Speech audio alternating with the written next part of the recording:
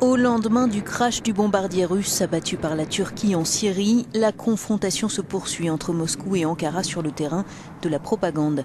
La Russie s'est félicitée de l'opération menée par les forces syriennes et russes pour récupérer le second pilote du Sukhoi qui s'était écrasé au nord de Latakié.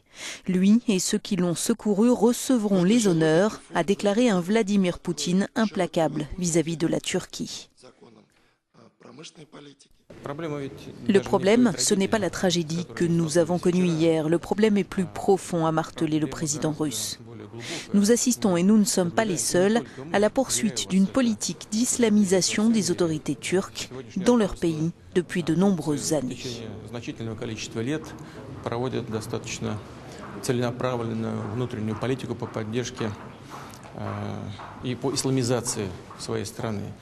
De son côté, le président turc a tenté d'amorcer la désescalade. La Turquie ne soutient ni les tensions, ni la crise, ni les hostilités, a déclaré Recep Tayyip Erdogan lors d'une conférence. La Turquie est toujours du côté de la paix, de la diplomatie et du dialogue. Et nous maintiendrons cette attitude.